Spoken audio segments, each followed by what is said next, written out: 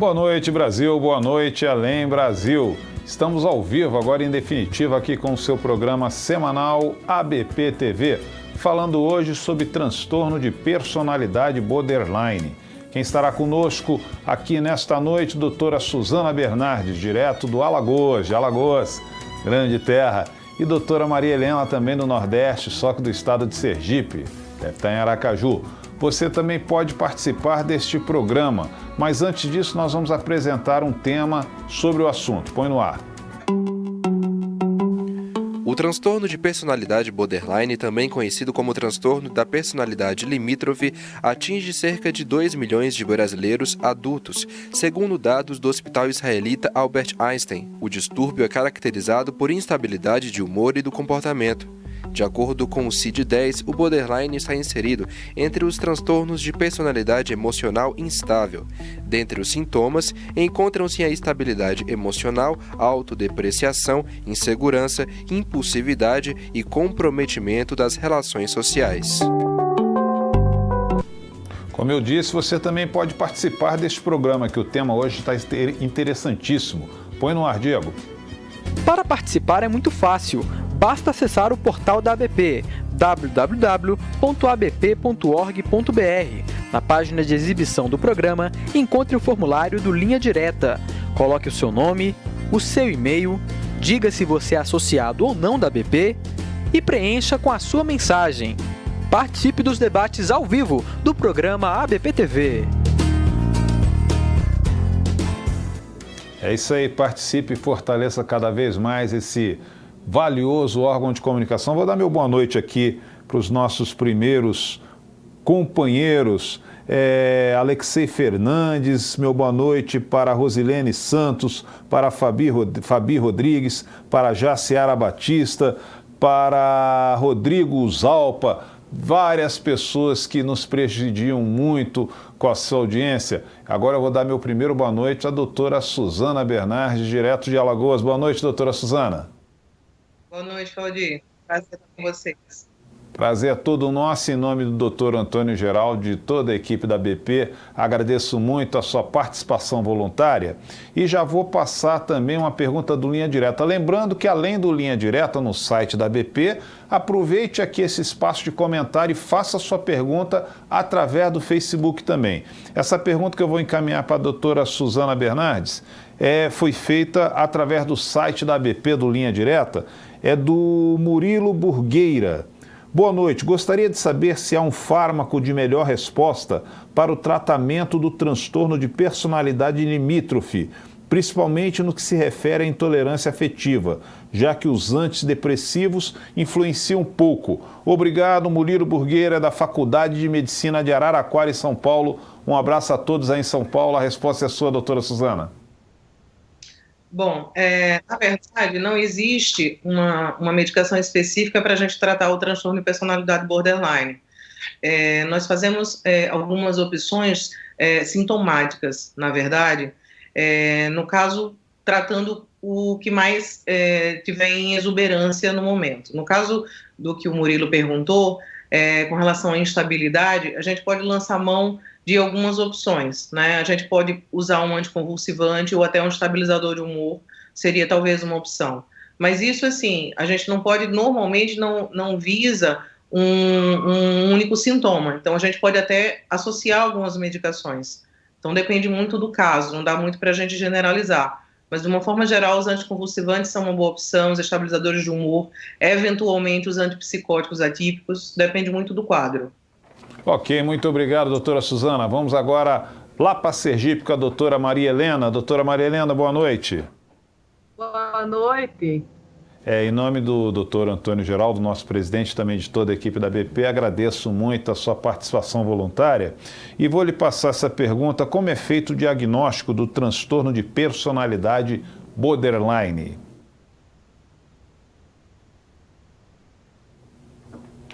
Doutora Maria Helena. Oi, está me ouvindo? Eu estou te ouvindo bem. A senhora me ouviu? Ouviu a minha pergunta? Ouvi. Ok, a resposta é sua. Fique à vontade.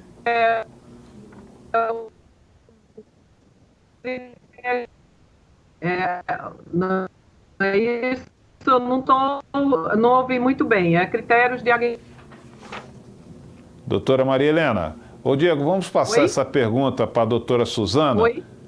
enquanto nós restabelecemos o áudio com a doutora Maria Helena, ok? Doutora Suzana, então vou lhe passar a pergunta que seria para a doutora Maria Helena até que a gente se restabeleça o áudio com ela. Vou lhe perguntar como é feito o diagnóstico do transtorno de personalidade borderline.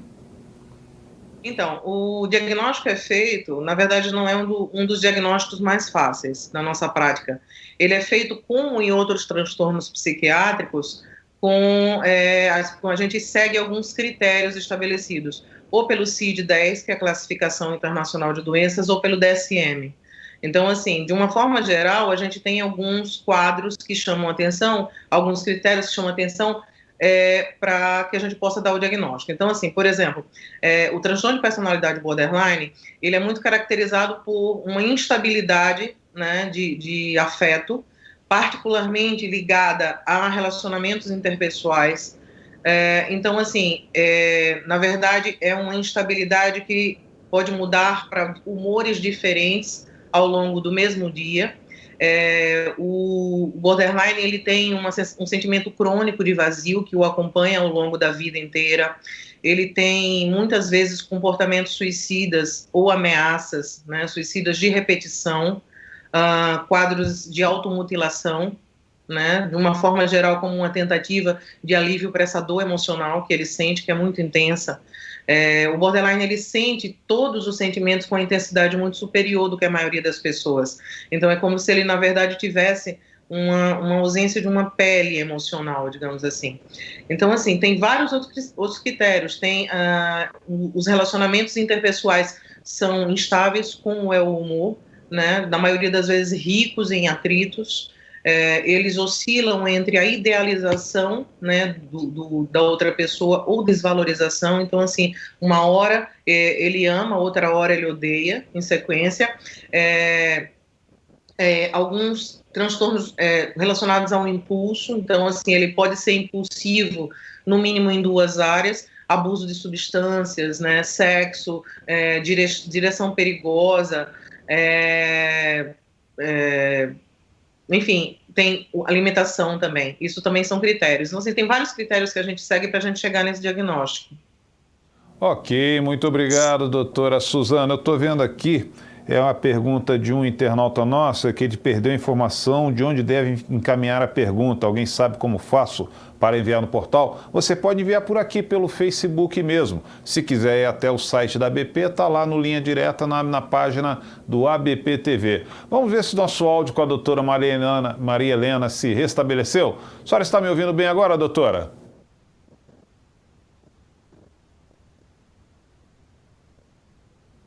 Não, ainda estamos sem, acho que ainda estamos sem contato com a doutora Maria Helena. Doutora Suzana, eu vou lhe passar a pergunta que chegou aqui do Alexandre Vieira, também encaminhou via Linha Direta.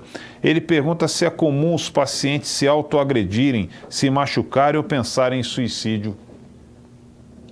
É muito comum, inclusive isso é um dos critérios diagnósticos. A automutilação, que a gente fala, pode ser feita de várias maneiras: se cortando, se queimando. Estou ouvindo bem. Ela agora está escutando. Se queimando, inclusive, às vezes até batendo a própria cabeça na parede. Então, assim, de uma forma geral, os pacientes, eles descrevem que eles não sentem praticamente a dor física na hora da automutilação. É uma tentativa de um alívio da dor emocional, que é tão intensa que levam eles a esse tipo de comportamento. Mas, na verdade, a automutilação em si, ela não significa uma tentativa de suicídio. Às vezes é só uma tentativa de alívio da dor, tá? Mas o borderline também tem como um quadro frequente ameaças, tentativas de suicídio de repetição. Então, isso é comum mesmo nesse transtorno. Ok, muito obrigado, doutora Suzana. Doutora Maria Helena, a senhora está me ouvindo agora? Vamos ver se a gente consegue contato com a senhora. Estou lhe ouvindo bem. Ouvindo? Fármacos que apresentam melhores resultados no tratamento. Pode repetir um pouco? Claro. A internauta quer saber quais os tipos de fármaco que apresentam melhores resultados no tratamento.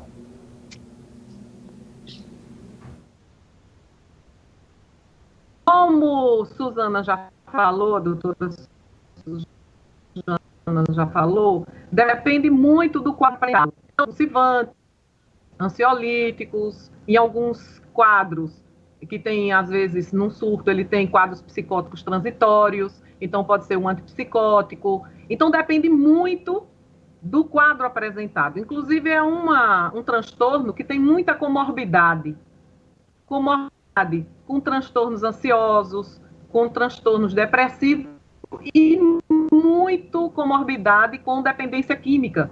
Então, depende muito da história do paciente, depende muito dessas comorbidades para se usar um fármaco. Então, vai depender muito do quadro apresentado, da história desse paciente. Obrigado, doutora Maria Helena. Vamos de novo aqui para Alagoas, para a doutora Suzana. Uma pergunta aqui no nosso Facebook. Essa pergunta, deixa eu ver, o internauta não colocar a identificação. O transtorno de borderline pode ser confundido com transtorno bipolar? Pode sim, inclusive assim, 40% dos pacientes com transtorno borderline recebem o diagnóstico de transtorno bipolar. Na verdade, as duas patologias, elas podem coexistir. Então, assim, pode acontecer de um indivíduo ter os dois, né? Mas na maioria das vezes o que existe é um erro, na verdade, porque o indivíduo tem o borderline e recebe o diagnóstico de transtorno bipolar, né? Mas existe uma diferenciação, porque no transtorno bipolar, o transtorno bipolar ele é um transtorno de humor, e ele é predominantemente caracterizado por duas fases, que é a fase de euforia e a fase depressiva. E essas fases, elas são mais fixas no tempo do que o transtorno borderline. Essas fases duram dias, semanas, né, em médias 3 meses, de uma forma geral. Né? A instabilidade do borderline, ela é uma instabilidade que varia ao longo do mesmo dia, eventualmente, ou no máximo em alguns dias. Então, assim, o borderline também tem uma instabilidade que é marcada por contatos interpessoais. Então, assim, ele vai ficar mais irritado ou mais ansioso de acordo com as coisas que aconteçam ao longo do seu dia. Contato com pessoas, especificamente sentimentos de abandono, mesmo que não sejam reais. Às vezes ele tem uma sensação de abandono ou de fracasso, e isso já faz com que altere o humor dele. Então, a instabilidade do bipolar é diferente da instabilidade do borderline, mas é um diagnóstico que é bastante confundido na prática. Obrigado, doutora Suzana. Vamos ver se o nosso áudio com a doutora Maria Helena está ok. Doutora, a senhora está me ouvindo?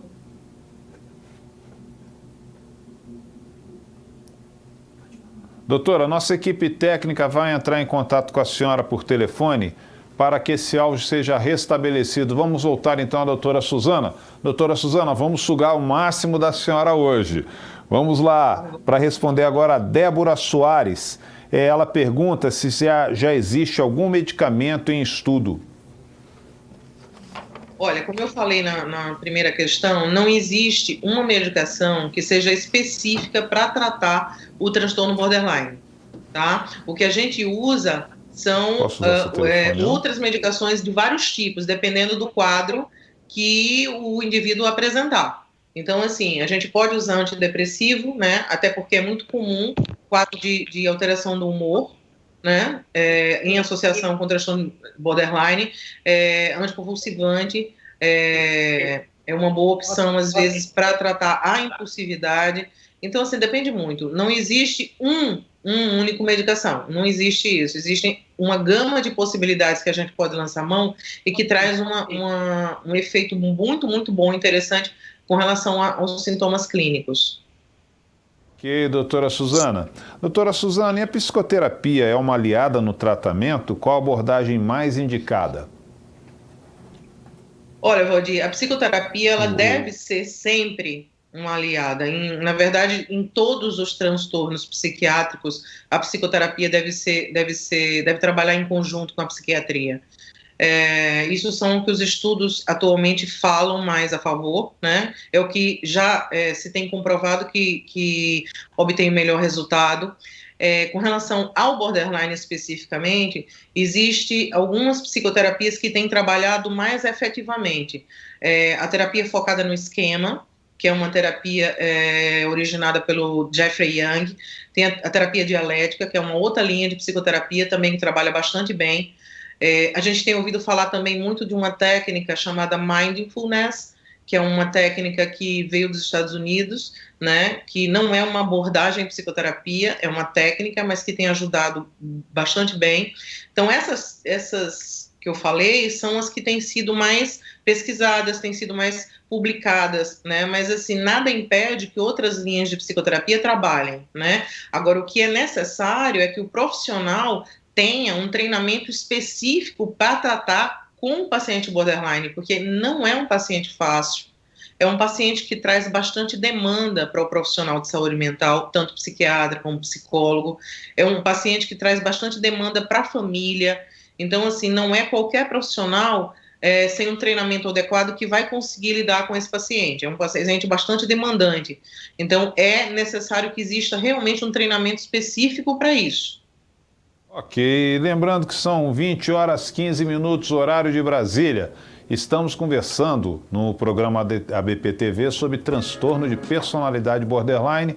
Quem está conosco, doutora Suzana Bernardes, direto de Alagoas. Vou perguntar para o Diego se o áudio da doutora Maria Helena já foi restabelecido. Ok, doutora Maria Helena, direto de Sergipe. Eu vou aproveitar também esse momento de grande audiência aqui para dar meu boa noite aqui para Carolina Medeiros, para Rejane Teixeira, Karine Maia, Pablo César, todos estão nos acompanhando aqui via Facebook. E lembrar que você aproveite agora, compartilhe esse vídeo, compartilhe essa transmissão ao vivo com algum colega, com alguma pessoa que você acha que precise dessa orientação, dessas explanações valiosas que nós estamos tendo agora à noite. E ao final dessa transmissão, não se esqueça de clicar lá para solicitar a sua notificação, para que você seja notificado todas as vezes que a ABP TV for transmitida ao vivo. Eu vou fazer a pergunta agora para a doutora Maria Helena.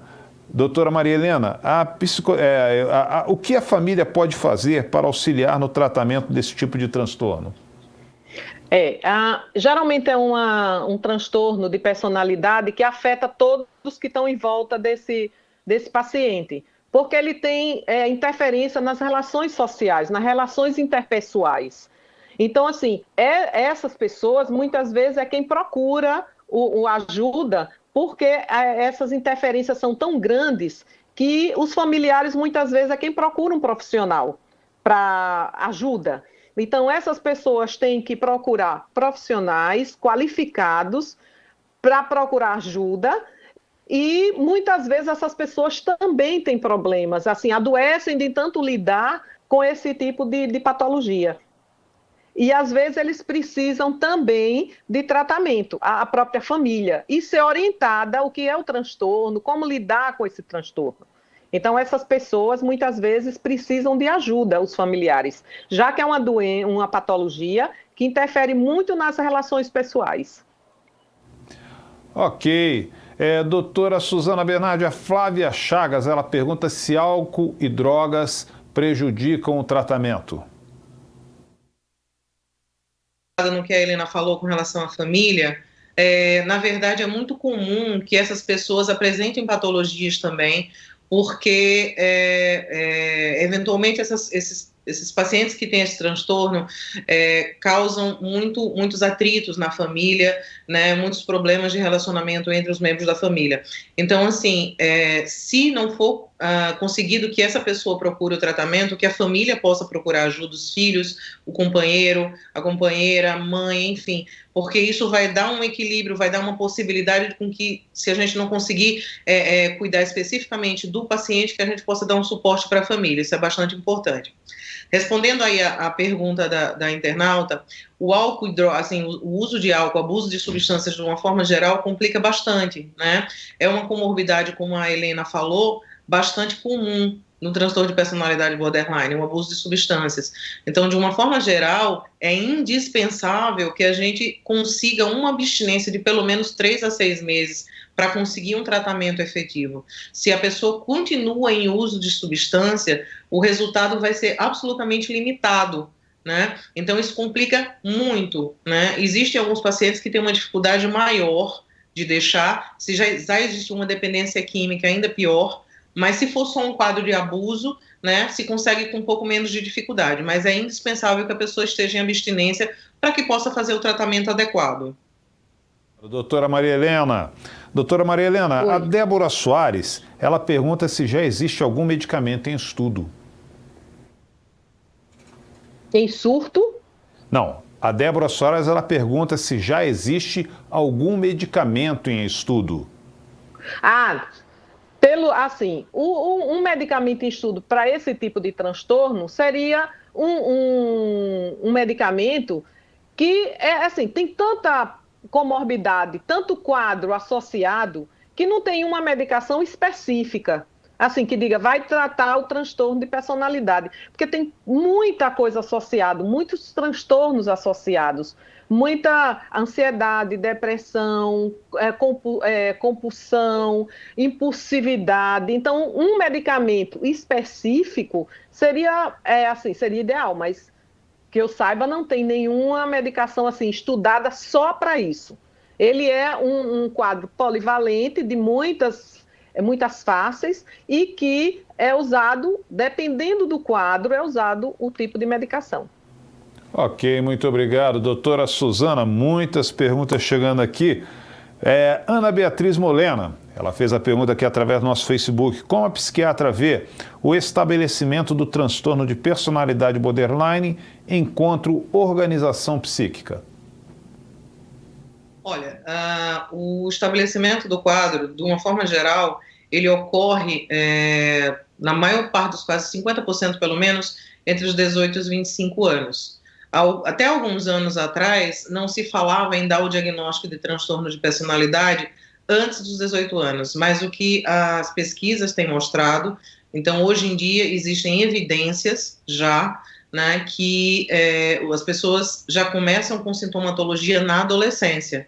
Então, o estabelecimento desse quadro, ele, de uma forma geral, já começa a dar sinais, né, na adolescência. Então, determinados comportamentos na adolescência podem chamar a atenção para um possível diagnóstico de borderline, né? Às vezes, recebem o diagnóstico de transtorno de conduta, né, mas são adolescentes que já têm uma certa instabilidade de humor, já têm, às vezes, ameaça e comportamento de suicídio ou de automutilação. Então, assim, algumas sintomatologias encontradas na adolescência já faz a gente pensar nesse diagnóstico. Então, hoje em dia, já se pode pensar, sim, fazer um diagnóstico de transtorno de personalidade até antes dos 18 anos. Até alguns anos atrás não se fazia isso. Ok, obrigado, doutora Suzana. Doutora Maria Helena, vamos lá. A Alessandra Oliveira, ela pergunta se esse transtorno pode se instalar ainda na infância ou adolescência. É isso que a doutora Suzana vai falar. Até os 18 não é dado o diagnóstico, e sim um transtorno de conduta. A partir dos 18 é que você pode dar esse diagnóstico. Muitas vezes esse transtorno de conduta, que foi diagnosticado na infância e até os 18 anos, a partir dos 18 você pode chegar a um diagnóstico desse, mas até os 18 não. É dado como só transtorno de conduta. Ok. Doutora Suzana, o que a família pode fazer para auxiliar no tratamento desse tipo de transtorno? Olha, a família pode procurar, primeiro, informação, né? Muitos desses pacientes, às vezes, já vêm em tratamento psiquiátrico, mas não tem um diagnóstico preciso. A família, às vezes, não sabe do que se trata, né? Às vezes, o paciente é rotulado como tendo apenas um quadro de depressão, né? E fica recebendo alguns rótulos como uma pessoa instável, uma pessoa problemática, né? E as pessoas acham que é só um quadro depressivo, um quadro de humor. Então, assim, é imperioso que seja dado o diagnóstico para o paciente, para que ele possa entender o que ele tem e por que ele funciona dessa maneira, e para a família. Como a doutora Helena falou, é preciso que ela entenda o que é o transtorno, como que ela vai poder ajudar, né? Ela entender como que funciona essa instabilidade, ela entender que não depende da vontade da pessoa, que não é um problema de caráter, né? É um transtorno realmente que mexe muito com o relacionamento entre as pessoas. A maioria dos critérios para borderline, ele está ligado aos relacionamentos interpessoais. Então, são pacientes que têm raivas desproporcionais, né, que chegam, às vezes, a agressões físicas com frequência, né, mas é por absoluta falta de contingência, eles não conseguem conter, né, eles sentem tudo com exagero, né, tudo muito mais intenso do que as outras pessoas. Então, assim, não é fácil para a família, não é fácil para o próprio paciente, é um transtorno que traz bastante sofrimento, mas hoje em dia, dar o diagnóstico não significa fechar as possibilidades, muito pelo contrário. Hoje em dia nós temos bastante respostas boas de tratamento, quando o tratamento é feito adequadamente, com um profissional qualificado, com um profissional que recebeu um treinamento para lidar com esse tipo de paciente, a resposta é boa, não é mais um prognóstico reservado. O transtorno de personalidade borderline hoje, ele já tem estudos que mostram até 80% de recorrência dos principais sintomas num prazo máximo de 10 anos. Então, assim, hoje em dia já se pode falar em possibilidades desse transtorno, já se consegue melhoria da impulsividade desses pacientes, né? O que, na verdade, em termos de sintomas, o que menos, digamos assim, responde é essa instabilidade, só é uma coisa mais difícil de se conseguir o resultado, mas a maioria dos outros sintomas tem como se melhorar sim, né, o controle dessa raiva, da agressividade, as tentativas de suicídio, tudo isso é passível de ser melhorado. Então, o que a família precisa fazer é procurar informação e, dependendo do nível de comprometimento dessa família, procurar tratamento, tanto psiquiátrico como psicológico. Ok, obrigado, doutora. Doutora Maria Helena, nós vamos responder aqui ao Jorge Vinícius, mas antes eu quero informar que são 21 horas e 26 minutos. Você que entrou agora no nosso Facebook, estamos falando sobre transtorno de personalidade borderline. O debate está sensacional, muita audiência. Aproveite, você que já está aqui, compartilhe esse vídeo para quem interessar possa. Vamos lá, doutora Maria Helena, vamos responder ao Jorge Vinícius. Ele quer saber, o transtorno de personalidade borderline sempre tem indicações para o tratamento psicoterápico? Olha, o melhor tratamento seria o tratamento medicamentoso e psicoterápico.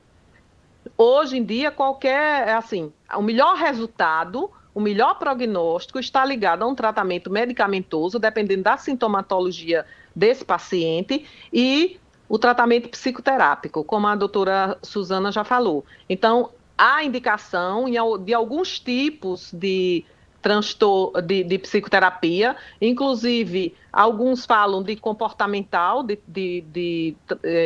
psicoterapia comportamental, para ajudar a esse paciente. Ok, obrigado, doutora Maria Helena. Vamos agora aqui para mais uma pergunta para a doutora Suzana Bernardes. Doutora Suzana, Adriele Vasques, ela pergunta, um relacionamento estável pode ajudar na melhora dos sintomas? Olha, Adriele, sempre, né? Na verdade, assim, o que o paciente borderline mais quer é ter um relacionamento estável, né? A maior dificuldade que ele tem é se ele fizer qualquer leitura de que ele está em risco de abandono. Então, se o abandono, mesmo que não seja real, mesmo que seja imaginário, traz para o borderline um desespero, assim, como se fosse até um risco de vida. Então, assim, não é fácil, né, estar junto com uma pessoa que tem esse tipo de problema, mas é o que ele mais quer, na verdade, né? Ele quer uma pessoa que não o abandone, uma pessoa que esteja do seu lado, né? Mas ele tem sérias dificuldades, né, em controlar as emoções. Então, assim, é óbvio que o relacionamento é importante, mas quem está do lado deve encaminhar essa pessoa para um tratamento. Ele precisa de ajuda, né? Precisa ser reafirmado, né, que existe um amor, que a pessoa não está querendo abandoná-lo, mas que ele está precisando de ajuda para que tudo fique melhor. Ok, obrigado, doutora Suzana. Doutora Maria Helena, vamos responder agora aqui mais uma pergunta do Facebook, da Célia Batista. Ela pergunta, existe borderline que responde bem ao tratamento e que pode ter uma vida relativamente normal? A doutora Suzana já falou sobre isso, né? Em que um bom tratamento, um bom acompanhamento pode diminuir muito a sintomatologia e a pessoa conviver. A impulsividade é o que é o mais difícil de controlar.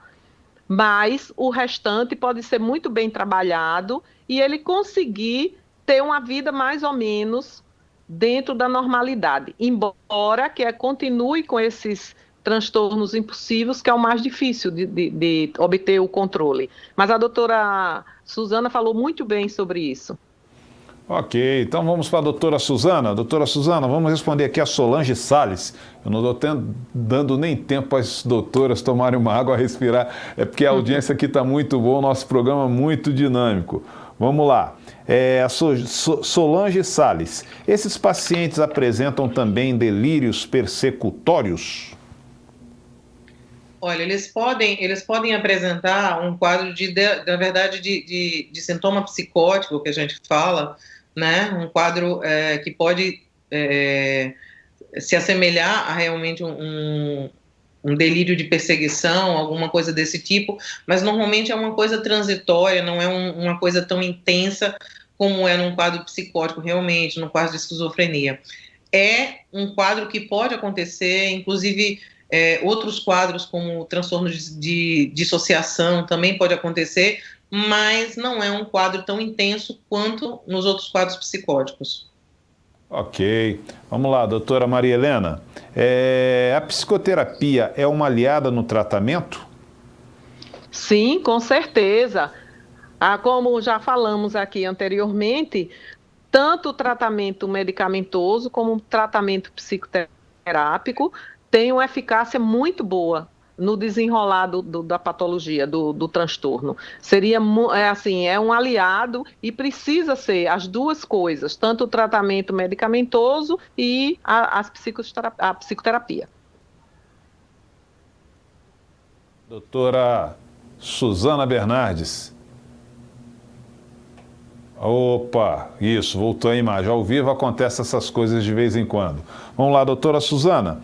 A Rosana Espada, ela pergunta: o que fazer quando é diagnosticado o transtorno durante a infância ou adolescência?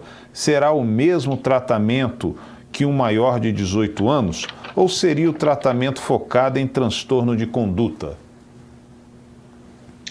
Olha, na verdade, dificilmente se tem alguma possibilidade de diagnóstico na infância, né?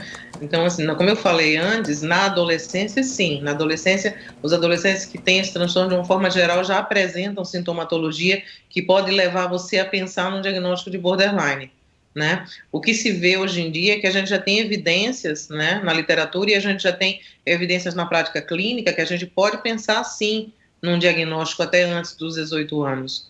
Né? Até algum tempo atrás não se pensava nisso, mas hoje já se tem algumas pesquisas que mostram isso. Não existe nenhuma evidência científica que mostre efetividade de tratamento medicamentoso para adolescentes, tá? Que possam receber esse diagnóstico de transtorno borderline. Mas, na verdade, eles também não podem ficar sem um tratamento. Então, é uma questão de custo-benefício, precisa ser avaliado caso a caso, né? A adolescência é uma faixa etária de alto risco para suicídio, né? Quando os pacientes já têm sintomatologia de transtorno borderline, já tem ainda maior o risco, então a gente não pode se furtar de fazer um tratamento nesses pacientes. Tá? Apesar do que é uma faixa etária que a gente ainda não tem evidência clínica de pesquisas específicas nessa faixa etária, né? Mas assim, a gente também não pode ficar simplesmente assistindo, né, o adolescente que está em risco de vida e não fazer nada, tá? Mas 100% dos casos devem ser encaminhados para psicoterapia, estando ou não em tratamento medicamentoso, tá? A gente não entende tratar, né, de uma forma geral, nenhum transtorno psiquiátrico, especificamente o borderline, sem fazer um acompanhamento psicológico junto. Ok, vamos lá, doutora Maria Helena. Vamos responder aqui a Joselma da Silva. Qual a importância da psicoeducação no transtorno para o paciente e familiares? É importante para o conhecimento da família, como lidar com isso, né? Muitas vezes a família fica tão assim, sem entender aquele comportamento, que às vezes até piora, né? Porque é um enfrentamento, às vezes, e é um transtorno que não admite muita frustração, não admite perda, né? A ele uma perda para ele entra em crise. Então, assim, essa psicoeducação faz com que a família entenda melhor, saiba lidar melhor com isso, e entendendo e sabendo lidar, muitas vezes o quadro flui melhor.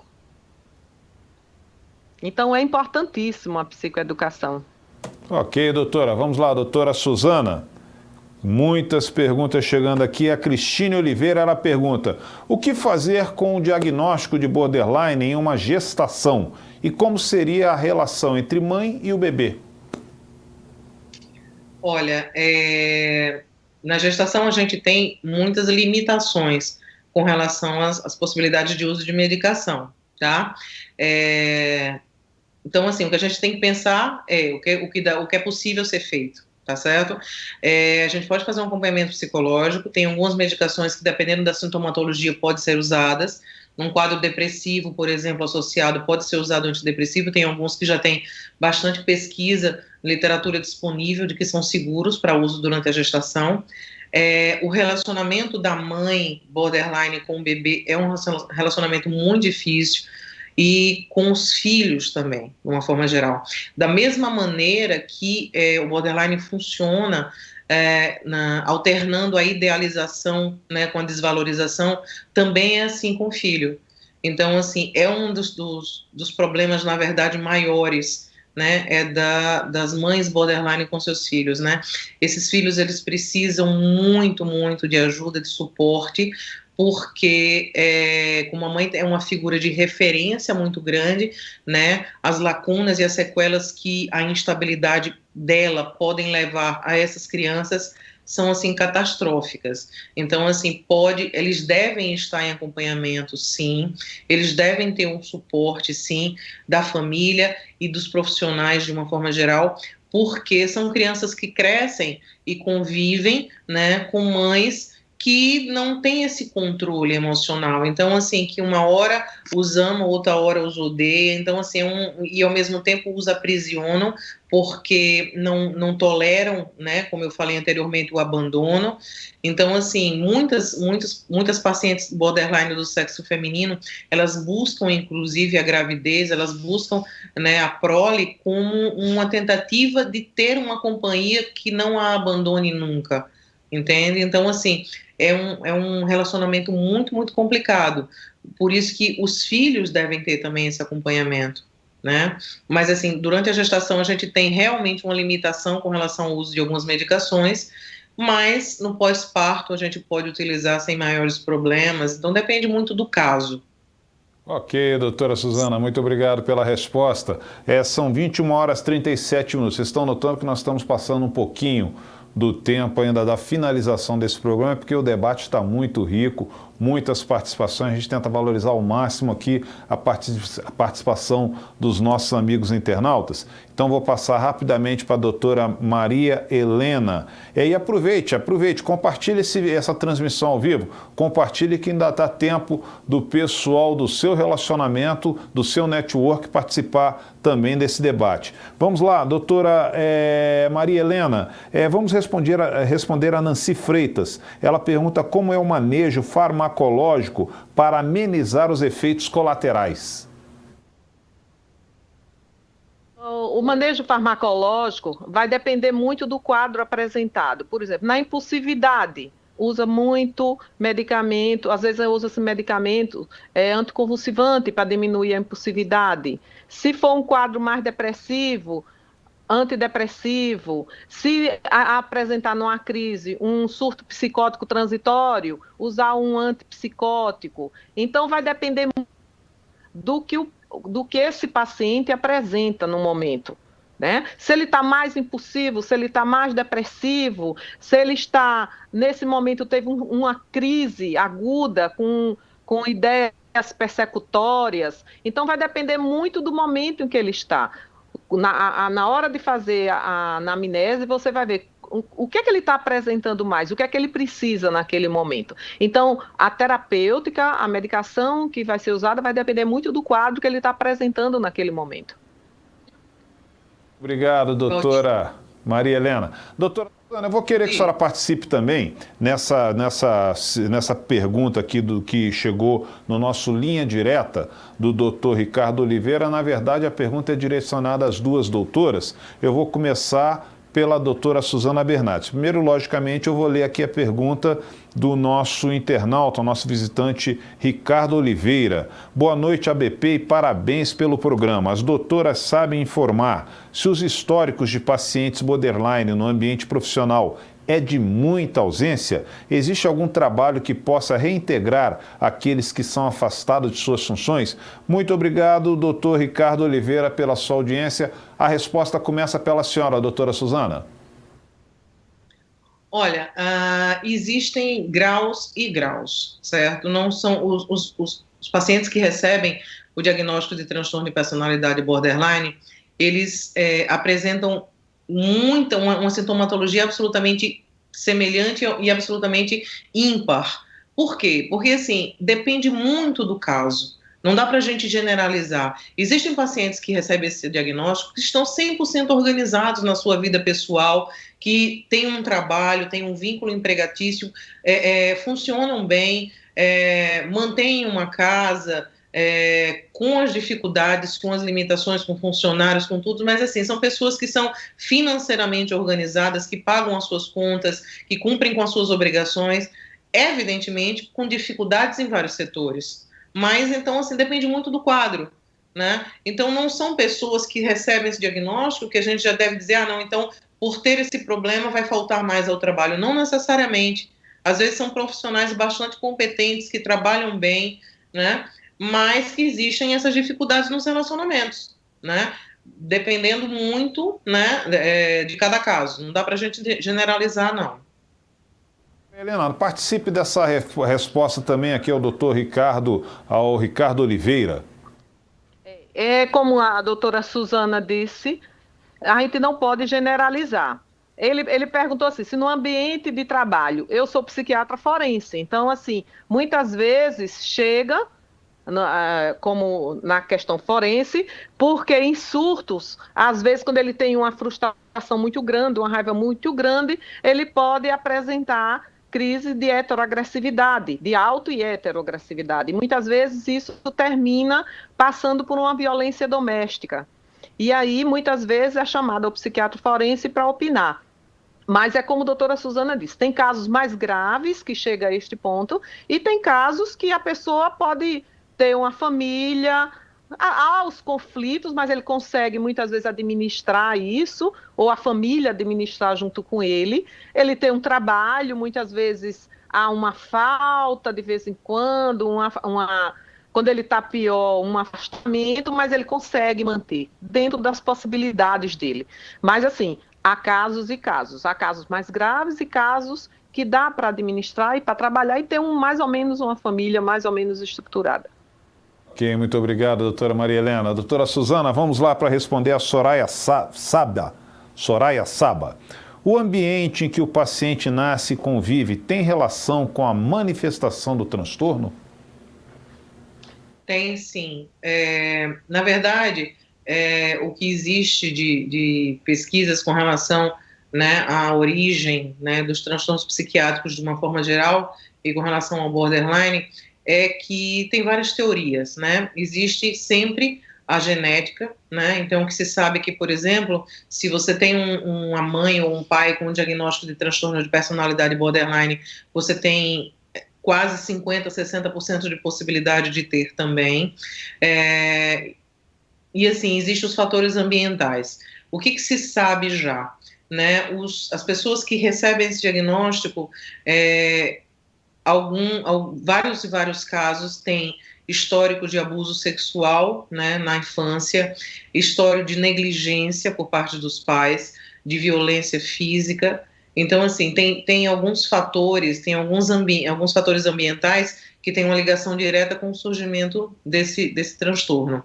Esses que eu falei são os que ficam mais em evidência, né? Mas, assim, conviver com pessoas ou com uma mãe que tem um transtorno borderline é um estímulo, digamos assim, é um fator que pode levar a pessoa a, né, fora a carga genética, desenvolver a patologia. Então, assim, tem vários fatores, né? Na verdade, existe a parte genética e a parte ambiental, né? Tudo está influenciado. Muito obrigado, doutora Suzana Bernardes. São 21h44. Eu quero dar meu boa noite aqui também para o Laurence Assis, para a Solange Salles, Ronaldo Reis. Muito obrigado pela audiência. Vamos lá, doutora Maria Helena. Qual o público que mais sofre com o transtorno? Homens ou mulheres? Olhe, é semelhante. Há uma certa predominância em mulheres, mas a estatística mostra que são iguais. Homens e mulheres é uma estatística mais ou menos semelhante. Ok, muito obrigado, doutora Maria Helena. São 21h45, tá? Antes de eu chegar para as considerações finais aqui das nossas participantes, eu vou pedir para o Diego colocar uma imagem na tela de um recado que eu tenho que passar para vocês, exatamente aí. Onde vocês estão vendo notificações do live, você clica logo após essa transmissão, tem que esperar a transmissão terminar, você clica aí onde está notificações do live. Para quê? Para que você seja notificado sempre quando a ABP fizer uma transmissão ao vivo. E é muito legal que os temas são interessantes como esse. Todo mundo entende? Falei certo, Diego? Falei certo, Davis? Ok. Agora sim, mais uma vez, 21h45. Eu vou pedir para a doutora Maria Helena suas considerações finais sobre a participação na edição de hoje do programa ABP TV. Eu queria agradecer, parabenizar a ABP por esse momento, né, de esclarecimento para a população, é digno de louvor, né? E agradecer pelo convite, né? Me sinto muito honrada em participar e a desejar a todos uma boa noite e agradecer bastante a todo mundo. Muito obrigado, doutora Maria Helena. Doutora Suzana Bernardes, suas considerações finais sobre a sua apresentação hoje na ABP TV. E peço desculpas se vocês não tomarem nem um copo d'água, né? Eu tomei um pouquinho aqui, rapidinho. Então tá bom. Valdir, eu queria agradecer também muito pelo convite, né? Queria elogiar esse canal de comunicação que foi aberto pela Associação Brasileira de Psiquiatria, né, que está de parabéns, porque tem visado cada vez mais atingir o público e levar informação, né, que é o que a gente precisa, que às vezes a psiquiatria tem um preconceito ainda muito grande, e que as pessoas precisam entender o que acontece. Hoje em dia a psiquiatria tem uma gama de medicações que não se tem muito quase efeito colateral, né, que se tem um tratamento com prazo determinado, que não se usa medicação para sempre, evidentemente depende do transtorno. Então, assim, acho muito importante esse canal, quero agradecer muito, né, por essa oportunidade e dizer que a mensagem que eu deixo é que se vocês têm o conhecimento, convivem com alguém, ou se são portadores de transtorno de personalidade borderline, que procurem tratamento, procurem um profissional que tenha experiência, né, com esse transtorno, procurem, porque é muito boa a resposta. Não é um tratamento fácil, não é um tratamento rápido, mas hoje a gente já tem uma infinidade de possibilidades que a gente pode levar para que a sua vida tenha mais qualidade, para que você possa ter mais tranquilidade no convívio com as pessoas. Tá, Valdir, boa noite, obrigada aí, obrigada, Helena, pela companhia, né, sempre muito bom, viu? Obrigada. Pois é, eu gostaria de agradecer muito, mas muito de coração, a participação muito valiosa da doutora Suzana Bernardes, da doutora Maria Helena, agradecer em nome de toda a equipe da ABP, agradecer a turma da comunicação da ABP que toda segunda-feira faz com que esse programa chegue para você no Facebook, mas agradecer principalmente a você que participou, que está aqui conosco desde as 8h30, quando eu fiz a primeira chamada, Caroline Coelho, Cláudia Mungo, Luciana Rodrigues, várias pessoas, várias. Se eu fosse citar aqui, a audiência foi muito legal para esse programa. Lembrando que nós temos um próximo encontro marcado na segunda-feira que vem, às 21 horas, ao vivo, aqui no seu programa ABP TV. E lembrando mais uma vez aquela dica, espere a transmissão acabar por completo, você clica aí na notificação, né? Lá em cima do vídeo, onde está mostrando aí, o Diego está mostrando na tela, notificações do live, para que você seja comunicado nas nossas próximas transmissões ao vivo. Lembrando também que logo após essa transmissão, você quiser assistir esse programa de novo, está on demand, disponível no portal da ABP, no ícone ABP TV, tá certo? É isso aí. Então, até a próxima semana com mais um programa ABP TV. Uma ótima semana a todos. Tchau!